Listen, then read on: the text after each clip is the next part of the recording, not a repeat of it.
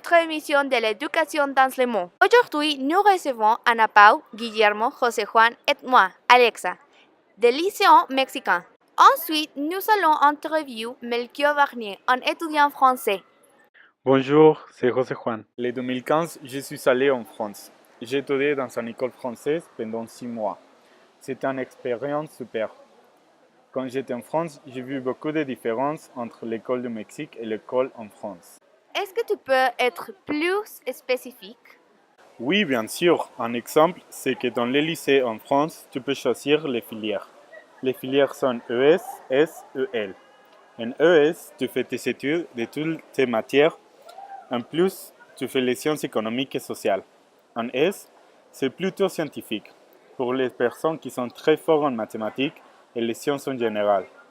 Et finalement, il y a les L, pour les gens qui aiment beaucoup les arts. Et puis la passion pour lire est très importante pour cette filière. Au Mexique, dans mon école, tu ne peux pas faire ce choix. Tout le monde étudie les mêmes choses. Moi, je préférerais faire la filière. Et toi, Alexa, qu'est-ce que tu en penses? Moi, je pense que elle, parce que j'aime beaucoup les arts. J'ai étudié au Canada pendant un an, et les différences entre l'école au Canada et le Mexique sont beaucoup. Une des différences que j'ai remarqué depuis les premiers jours, c'est qu'au Canada, ils sont très libéraux, alors qu'au Mexique, ils sont plus stricts. Pendant les pauses, les enfants vont au McDonald's, et au Mexique, nous ne pouvons pas sortir jusqu'à ce que les courses finissent. Principalement, au Canada, l'école est comme dans les films américains. Les installations sont aussi très différentes. Au Canada, tout est dans un seul bâtiment. Les classes, la cafétéria, la bibliothèque, les gymnases, etc. Par contre, au Mexique, tout est dans des bâtiments différents. En revanche, ce qui paraît, c'est le niveau de professeur. Et en France? En France, les professeurs sont bons. Par contre, la relation avec les professeurs et les étudiants n'est pas la meilleure. Il y a beaucoup de respect, mais par contre, les professeurs sont stricts, donc les étudiants ne parlent pas beaucoup avec eux. Au Mexique, c'est normal de parler un peu avec tes professeurs et que ça passe bien avec eux. Guillermo, qu'est-ce que tu penses de l'école au Mexique? Bonjour, c'est Guillaume. Alors, l'école au Mexique. Je suis un étudiant. J'ai le privilège d'aller dans une école privée, qui est aussi une des meilleures écoles du pays. Je peux vous assurer que l'éducation privée au Mexique a un excellent niveau et la méthode de travail est entrepreneur. Ça nous donne des motivations pour être mieux. Je ne vais pas vous mentir, ce n'est pas du tout facile. Ça peut être un défi. Il faut que nous soyons très responsables et bien organisés. Dans le côté social, l'école au Mexique est très classiste. Ça veut dire qu'il y a beaucoup de discrimination à l'élève qui n'ont pas le même niveau économique. Heureusement, si tu as de bons amis comme moi, tu n'auras pas ce problème. À l'école, tu vas trouver tous les potes de gens qui sont de ton côté, qui ont les mêmes goûts que toi. En plus, je pensais que les gens au Mexique sont très sympathiques, alors tu n'auras pas de problème. Je pense pareil. Moi aussi. Une fois, je suis allé dans une école publique pour un travail social que mon école a fait. Je voyais les classismes étrangers. Les installations sont très mauvaises. C'est dommage parce que l'État donnait beaucoup d'argent pour l'éducation. C'est vrai que chaque école a des choses à changer. Ana Pau, as-tu des suggestions? Salut, c'est Ana Pau. Ce serait une grande école et ces installations seraient comme dans les films. Il y aurait beaucoup de tribunes de différents sports.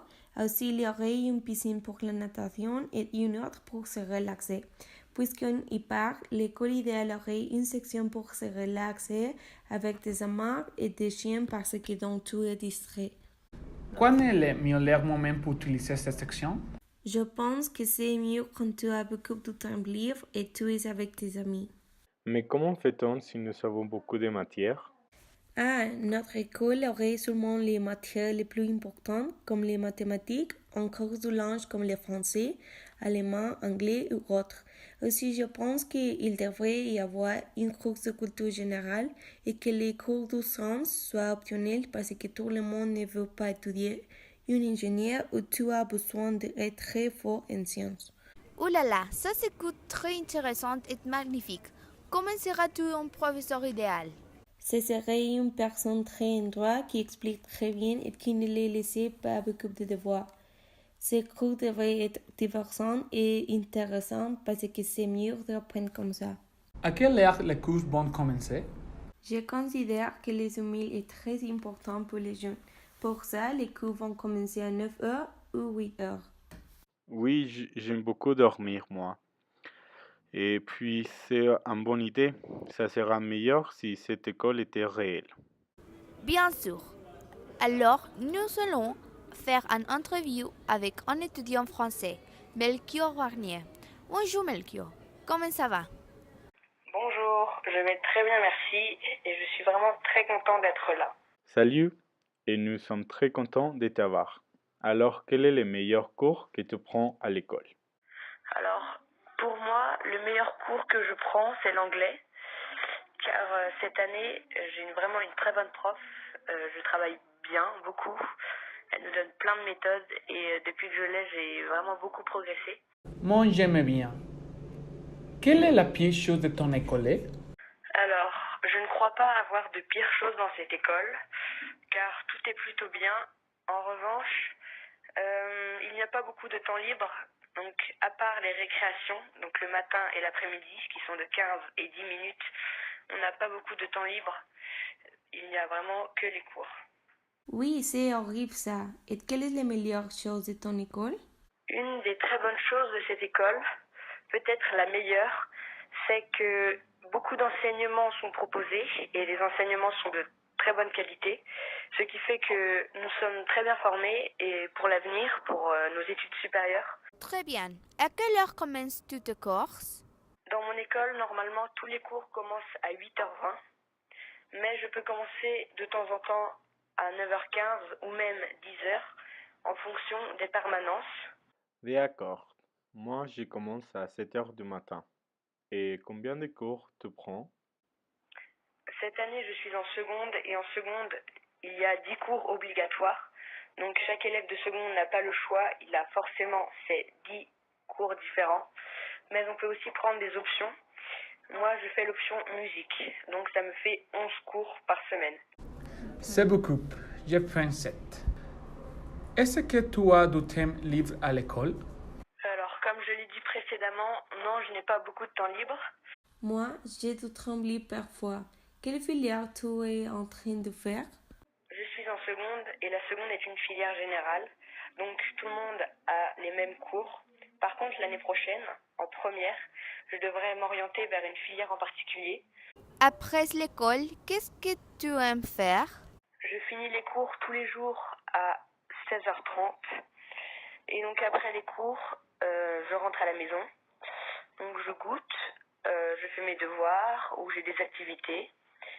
Je peux aussi aller chez des amis, jouer, faire du sport.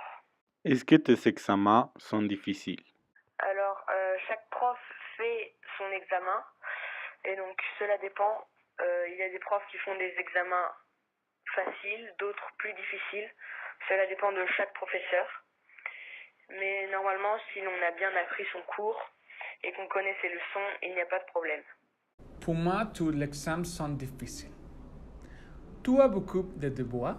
Alors, les devoirs, donc cela dépend aussi de chaque professeur. Il y a des profs qui donnent jamais de devoirs, parfois, et d'autres qui en donnent beaucoup. Donc chacun fait comme il veut.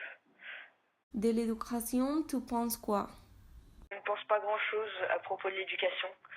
Je me contente d'aller en cours, travailler. Et sinon, j'ai pas vraiment le choix, donc je n'ai pas vraiment d'opinion par rapport à l'éducation.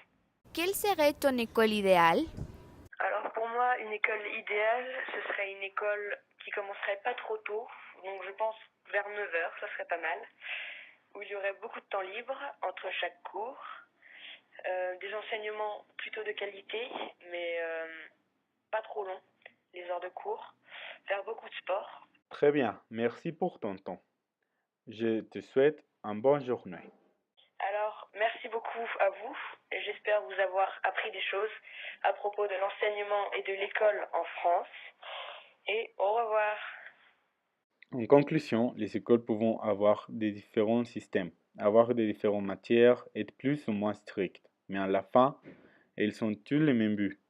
Instruire bien les enfants et les gens pour qu'ils aient un bon futur. À la prochaine émission. Au revoir. Au revoir. Au revoir.